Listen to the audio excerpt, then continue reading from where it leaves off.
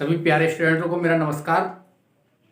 आज complex number का करते हैं दी एंड। काफ़ी दिन से चल रहा है और मैं आपके लिए लाया हूँ बहुत अच्छे अच्छे क्वेश्चन, लगभग 12-13 क्वेश्चन लेकर आया हूँ एग्जाम के उद्देश्य से, जो काफ़ी इंपॉर्टेंट है। तो हम उन्हें समझते हैं और इस कॉम्प्लेक्स नंबर को दी एंड करने के बाद कुछ नया चैप्टर शुरू करेंगे इसके बाद।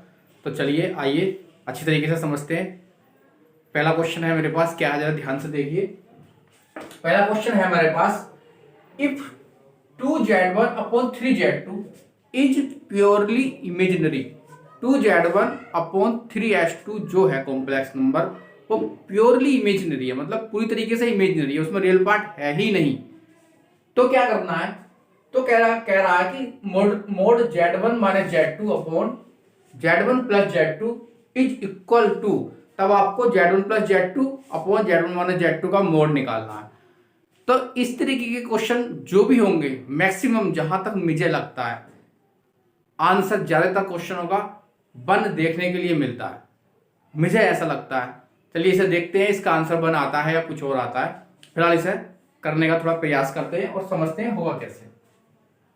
देखिए क्वेश्चन क्या है आपके पास, क्वेश्चन थोड़ा हल कर लेते हैं। 2z1 upon 3z2 is purely imaginary, ये बात आप समझिए, इसकी बात को समझिए, कहना क्या चाह रहा है। ये कह रहा है कि 2z1 अपॉन 3z2 पूरी तरीके से इमेजिनरी है। तो कुछ मान लीजिए फ्री से, i इज इमेजिनरी। i क्या शो कर रहा है? इमेजिनरी को शो कर रहा है। i मान लीजिए, 2i मान लीजिए, 3i मान लीजिए, 5i मान लीजिए, जो इच्छा हो वो मान लीजिए। लेकिन इमेजिनरी मानेंगे, उसमें रियल पार्ट को 0 दिखाएंगे। ऐसा नहीं कि 2 प्लस 3i मान लें या 3 प्लस 5i मान लें, तो रियल और इमेजिनरी दोनों हो जाएंगे। उसके साथ इसने बोला खाली इमेजिनरी है, तो सिर्फ i मानना है इसके साथ। अब क्या करेंगे? अब हम क्वेश्चन ले लेते हैं। क्वेश्चन क्या है देखिए, z1 minus z2 upon z1 plus z2।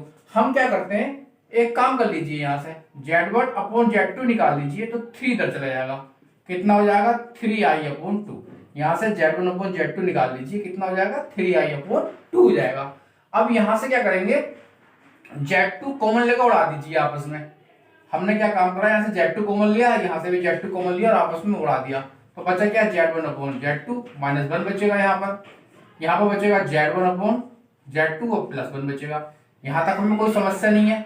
अब z1 अपॉन z2 की वैल्यू कितनी है? 3i अपॉन 2 माइनस 1 यहाँ लगा दीजिए और 3i अपॉन 2 यहाँ लगा दीजिए। यहाँ तक भी कोई दिक्कत नहीं है। एलसीएम ले लेंगे इसका, 3i माइनस 2 और नीचे आ जाएगा आपका 3i प्लस 2। ठीक है, और जो 2 एलसीएम आया वो आपस में कट गया।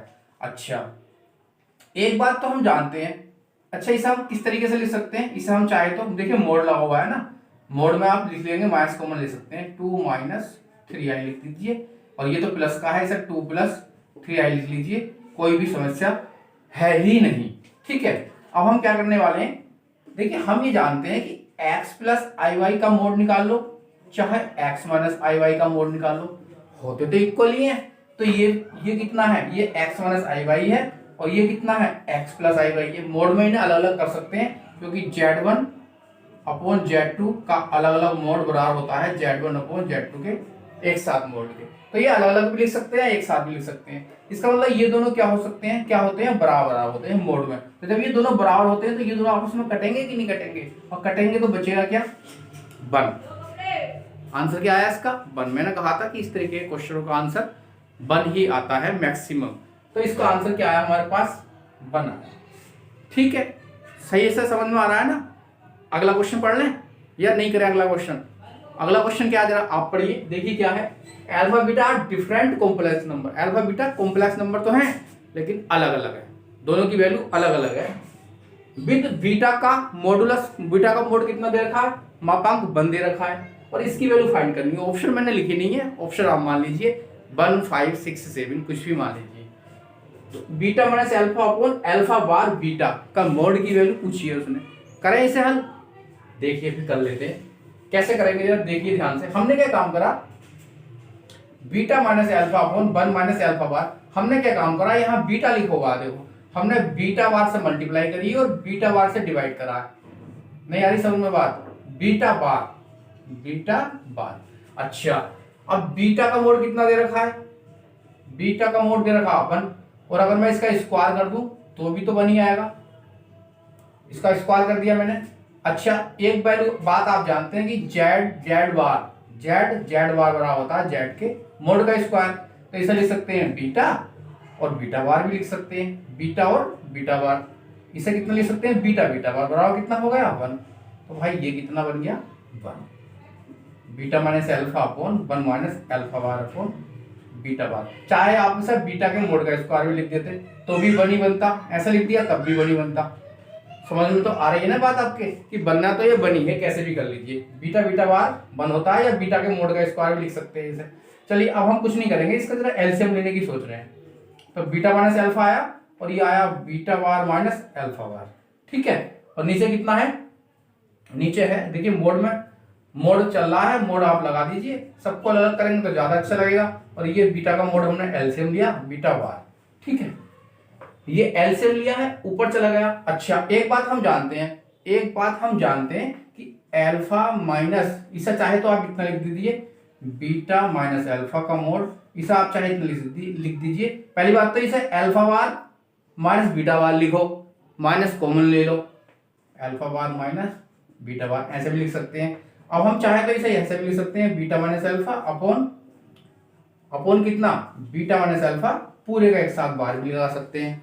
यहाँ पे क्या चल रहा है, बीटा बार चल रहा है, ठीक है। अच्छा, एक बात आप ध्यान दीजिए क्या, कि Z1 माइनस Z2 का बार अगर अलग अलग है तो आप उसे Z1 माइनस Z2 पूरे के एक साथ बार भी लगा सकते हैं।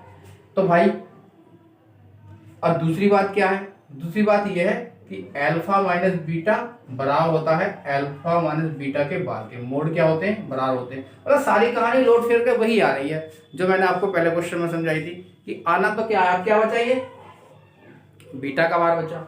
अच्छा, बीटा का मोड कितना है 1 है, बार का भी मोड निकालेंगे वो भी 1 आएगा। तो लौट फिर के कहानी इसकी भी क्या आई है, 1 ही आई है। तो इसका आंसर भी क्या आया, 1 ही आया। वो मैंने आपको पहले ही बता रखा कि ऐसे क्वेश्चनों का आंसर 1 आता है। नहीं आया समझ में, कोई बात नहीं, छोड़िए, थोड़ा अजीब सा हो गया क्वेश्चन इसलिए आपके समझ में नहीं आया। और आप करना भी मत इस क्वेश्चन को, याद कर लीजिए कि इसकी वैल्यू भी कितनी होती है, 1 होती है। हम इसे करेंगे ही नहीं, करना ही मत इस क्वेश्चन को, बिल्कुल मत करो, सिर्फ याद करो कि इसका आंसर भी 1 होता है। चलिए अगले पे बात करते हैं, एक क्वेश्चन हो रहा है, देखते हैं उसका क्या आता है। Z is a complex number, Z क्या है, कॉम्प्लेक्स नंबर है, ठीक है। जेड माइनस 1 और Z plus 1 is purely imaginary, ये पूरी तरीके से इमेजिनरी है, अच्छी बात है, पूरी तरीके से इमेजिनरी है। तो अब कह रहा है कि ऑप्शन बताइए कौन कौन से ठीक है। अब ऑप्शन तो ठीक होंगे ही, देखते हैं। सबसे अच्छी बात तो क्या है, देखिए अब ऑप्शन से करेंगे इसको, क्वेश्चन को हमें लेंथी नहीं बनाना, ऑप्शन से हम कैसे करेंगे। देखिए एक बात तो पक्की है कि ये वाला क्वेश्चन, ये वाला आंसर तो होना नहीं है, क्योंकि जेड का मोड 0 होना नहीं है। कोई भी कॉम्प्लेक्स नंबर ले लीजिए, 1i 2i 3i, तो उसका मोड तो 0 किसी कीमत पर आएगा नहीं, पक्का नहीं आएगा, 0 तो नहीं आएगा, तो ये ऑप्शन तो हो नहीं सकता। जेड का मोड हमेशा कभी भी लेस देन 1 मैंने तो देखा नहीं है, लेस देन 1 तो आना नहीं है, पॉजिटिव संख्या आएगी, तो ये भी पक्का आंसर ठीक नहीं है। समझ में आ रही है बात आपके। चलो इसको इस पर डिस्कस कर लेते हैं। जेड का मोड क्या है, 1 है, जेड का मोड क्या है 1 है। और जब जेड का मोड 1 है तो मैं लेट कर सकता हूँ जेड बराबर आई, क्योंकि इसका मोड कितना होता है 1 होता है, इसका मोड क्या होता है 1 होता है। इस ऑप्शन के अकॉर्डिंग मैं ऐसा कर रहा हूँ, जेड बराबर आई मान लिया, मोड कितना हुआ 1 हुआ। अब देखो यहाँ रख लूँ, देखो आई माइनस आई और आई प्लस आई, ठीक है। इसका कॉन्जुगेट ले लूँ, आई माइनस आई और आई माइनस आई, कितना का स्क्वायर कर लूँ, आई स्क्वायर माइनस 1 प्लस 1 माइनस के 2i अपॉन कितना हो गया आई स्क्वायर माइनस 1 कटेंगे, -2 से -2 कटेगा, क्या आएगा आई। आई आई क्या है, आई क्या है, प्योरली इमेजिनरी। इसका मतलब इस वाले ऑप्शन से हमारा क्या आंसर आया, प्योरली इमेजिनरी आया, प्योरली इमेजिनरी। इस वाले ऑप्शन से क्या आया, प्योरली इमेजिनरी। तो पक्का वाला ये ऑप्शन ठीक है। मतलब जब ये वैल्यू पूरी तरीके से इमेजिनरी है तो जेड का मोड कितना होगा 1 होगा। अब एक ऑप्शन क्या कहोगे, सर एक तो करा दिया आपने, तो छोड़ दिया, हम इसी से करते तो क्या होता। तो भैया जेड का मोड कितना है 1 है, ग्रेटर है, 1 से बड़ा है, तो जेड बराबर क्या मान लूँ, जेड बराबर क्या मान लूँ 2i मान लीजिए, मोड कितना हो जाएगा 2 हो जाएगा। समझ रहे नहीं, रख के देखो, रख के देखो, प्योरली इमेजिनरी नहीं आने वाला, दोनों पार्ट आएंगे, रियल भी आएगा इमेजिनरी भी आएगा, अलग अलग नहीं होने वाला उसमें कुछ भी। करिए, आप खुद करना है। तो मेरे हिसाब से तो ऑप्शन कितना ठीक है, जेड का मोड 1 है। 3 क्वेश्चन कराए, पहले का आंसर 1 आया, दूसरा क्वेश्चन कराया उसका आंसर भी 1 आया, तीसरा क्वेश्चन कराया उसका आंसर भी 1 आया। अरे तो इन तीनों क्वेश्चनों को यार याद कर लो, झंझट ही खत्म। 1 1 1 आंसर आएगा। इस तरीके के क्वेश्चन जहां मिलते हैं 1 आता है आंसर ज्यादातर। गलत तो हो सकता है, मैथ में तुक्का बुक्का कुछ नहीं चलेगा, मैथ तो मैथ है। सिर्फ बता रहा हूं आपसे कि इस तरीके के क्वेश्चनों में आंसर 1 हो सकता है। आगे चले, कुछ अच्छे से क्वेश्चनों पर डिस्कस कर ले। हल्के हल्के से क्वेश्चन है, अगर आप कहीं तो डिस्कस कर लेते हैं, वरना तो इसे आज ही निपटा दें, यहीं तो रहने देते, पढ़ा देते हैं कुछ थोड़ा सा। कुछ अच्छे से क्वेश्चनों पर डिस्कस कर लेते हैं, बढ़िया बढ़िया से हैं। 10-12 क्वेश्चन है, 10 मिनट नहीं 5 मिनट में निपटा दूंगा सारे के सारे। पढ़ लीजिए, आपके काम आएंगे कहीं ना कहीं। वैसे तो आपको पढ़ाना क्या है, आप तो सब पढ़े लिखे पहले से ही हो, सब MSc BEd हो। मैं ऑलरेडी खुद MSc BEd ही तो हूँ। बस ये है कि मेरी जॉब लग गई है, आपकी लगी नहीं है, आपकी भी लग जाएगी। अब आप में इसमें कोई ज़्यादा अंतर नहीं है। मैं आपको क्या स्पेशल बता सकता हूँ, कुछ ज़्यादा स्पेशल नहीं बता सकता। आपको सब आता है पहले से ही, आपको पहले से ही सब आता है। बस थोड़ा सा अच्छा लगता है मुझे पढ़ाना, इसलिए मैं पढ़ा रहा हूँ। और जो बच्चे ऑलरेडी BSc MSc करे हुए हैं, उन्हें क्या स्पेशल पढ़ा पाएंगे, वो भी वही पढ़ के आए हैं जो हमने पढ़ा है। तो कुछ ज़्यादा अंतर नहीं है, आप में और हम में कुछ विशेष अंतर नहीं है। बस ये है कि मैंने सिलेक्शन ले लिया है और आप लेने वाले हैं। मुझे थोड़ा पता है कि किस तरीके से पढ़ना चाहिए, और आपको थोड़ा सा बताने का प्रयास कर रहा हूँ कि इस तरीके से पढ़ लो, सिलेक्शन हो जाएगा आपका। वैसे कोई ज़्यादा अंतर नहीं है। हो सकता है हो सकता नहीं है कि आप जो भी मेरा वीडियो देखते होंगे बहुत बहुत इंटेलिजेंट लड़के होंगे। मैं तो कुछ नहीं हूँ उनके सामने, मुझसे ज़्यादा नॉलेज होगी, लेकिन सिलेक्शन आपको भी लेना है, सिलेक्शन उन्हें भी लेना है जो बहुत तेज है पढ़ने में, बहुत इंटेलिजेंट है। सिलेक्शन सबको लेना पड़ता है, दिखाना सबको पड़ता है। चलिए 4-10 क्वेश्चन है, इन पर वो डिस्कस कर लेते हैं। अच्छे बड़े इतने ये पढ़ा हुआ और सब लोग जानते भी हैं, मुझे मालूम है कि I की 4n मतलब I की 4n की फॉर्म जो भी होगी, जो 4 का मल्टीपल होगा, जो 4 से डिवाइड हो जाएगा, 4, 12, 16, 24, जो 4 का मल्टीपल होगा सबकी वैल्यू कितनी होती है, 1 होती है। I की 4 की वैल्यू कितनी होती है, 4, I की 16, सब कितनी होती है, 1 होती है। और आप ये भी जानते होंगे, क्या आप ये भी जानते हैं कि I की n+1, I की n+2 और I की n+3 4 कॉम्प्लेक्स नंबर का सम कंटिन्यू होनी चाहिए लगातार। अगर 4 कॉम्प्लेक्स नंबर हैं तो उनका सम कितना होता है, 0 होता है। ये भी आपको सबको पता है। अगर इसे इस तरीके से लिखें, I स्क्वायर, I की 3, I की 4, तो कितना आने वाला है, 0 आने वाला। ये भी सबको पता है आपको। चलिए और कुछ देखते हैं। 1 प्लस ओमेगा और की n प्लस ओमेगा की 2n बराबर 0 होगा और बराबर 3 भी होगा। Is not multiple of 3। जब 3 का मल्टीपल ना हो,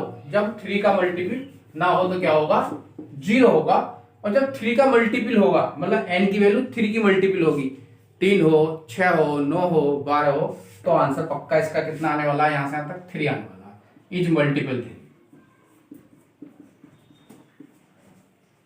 नहीं आ रही बात समझ में आपके, सबके समझ में आ रही है ना। चलिए अच्छा, x प्लस 1/x बराबर अगर 2 cos थीटा है तो x square plus 1/x square होगा 2 cos 2 थीटा। एंगल में बढ़ता चला जाएगा। x की 3 प्लस 1/x की 3 निकालेंगे तो 2 cos 3 थीटा हो जाएगा। जो भी आप निकालोगे एंगल बढ़ेगा। अगर आप x की n प्लस 1/x की n निकालेंगे तो 2 cos n थीटा हो जाएगा। अच्छा क्वेश्चन है, अच्छा क्वेश्चन है और आता रहता है, बहुत बढ़िया क्वेश्चन है। समझ में नहीं आ रही बात, चलिए कुछ आगे चलते हैं। अब आगे क्या करेंगे,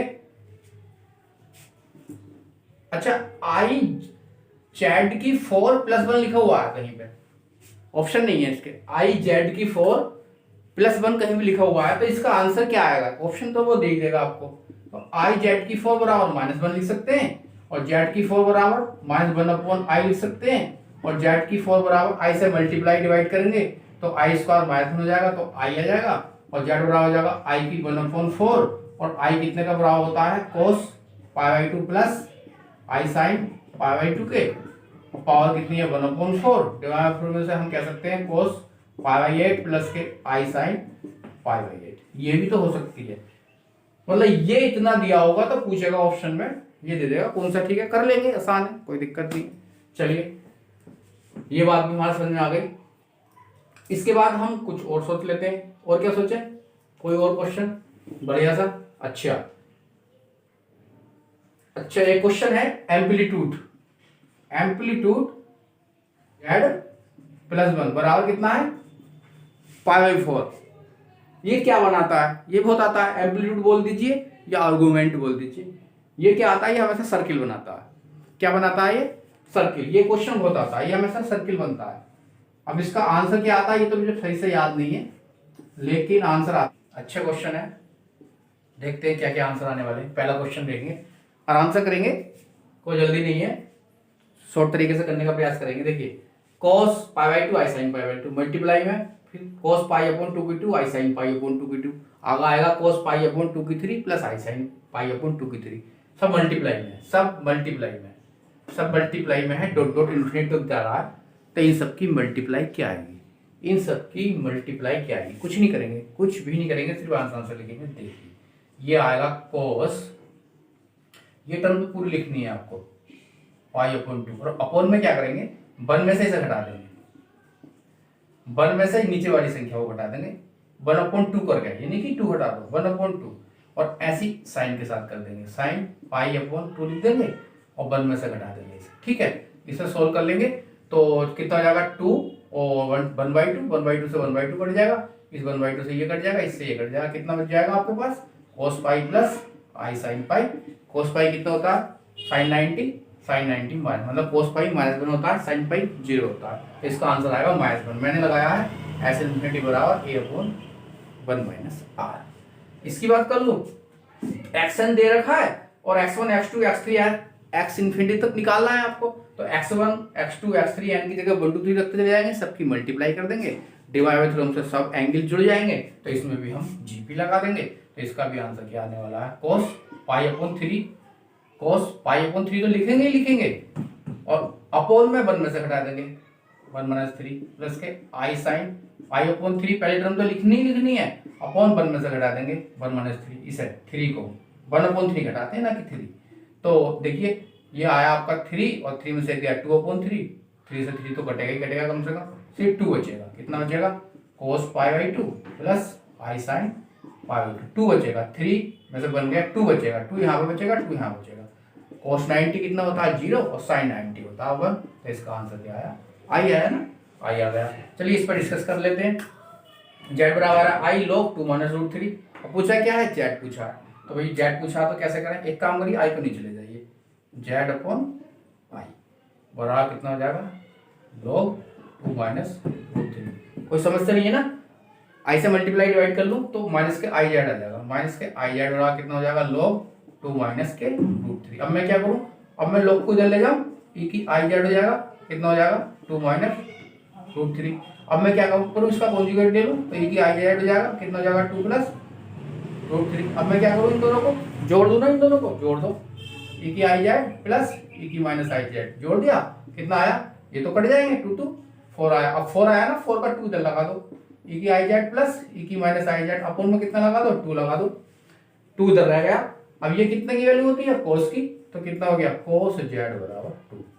तो इसने हमें क्या दिया, इसने हमें दिया कि cos z 2 होता है जब इतना होता है। तो अच्छा क्वेश्चन है, कहीं ना कहीं आया होगा।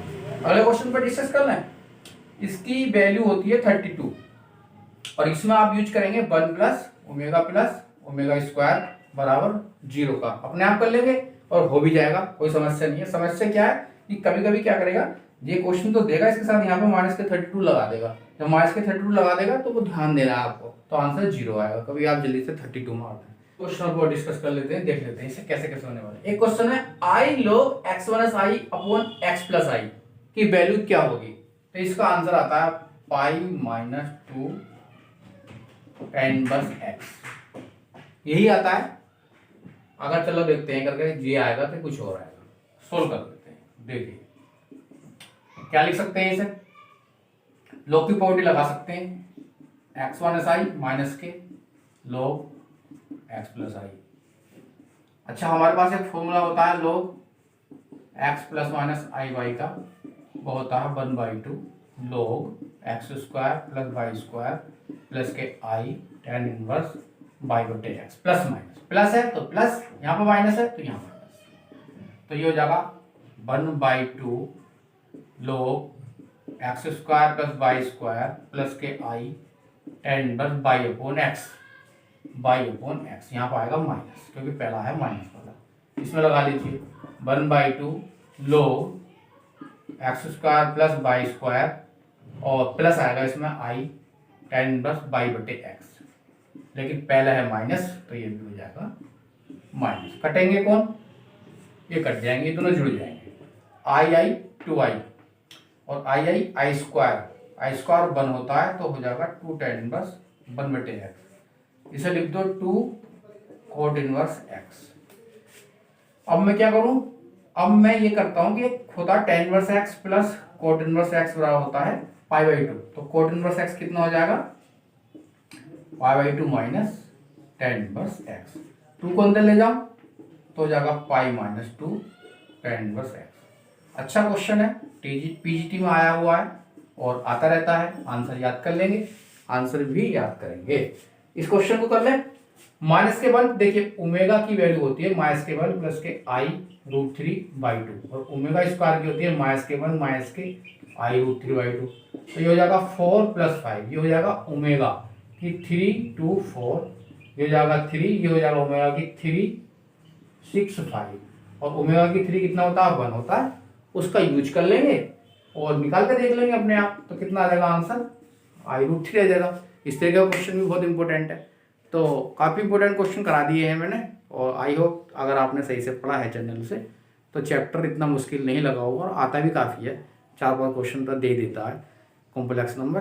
तो इस कॉम्प्लेक्स नंबर को करते हैं आज दी एंड, और कुछ नया टॉपिक लेके आते हैं, इतने ही रहने देते हैं। अगर आपको अच्छा लगा है तो अगर चैनल में नए आए हैं तो चैनल को कर लीजिए सब्सक्राइब, फ्रेंड्सों को भी बताइए, अपने फ्रेंड्स भी बताइए वो भी करें। तो इतने ही रहने देते हैं, नमस्कार।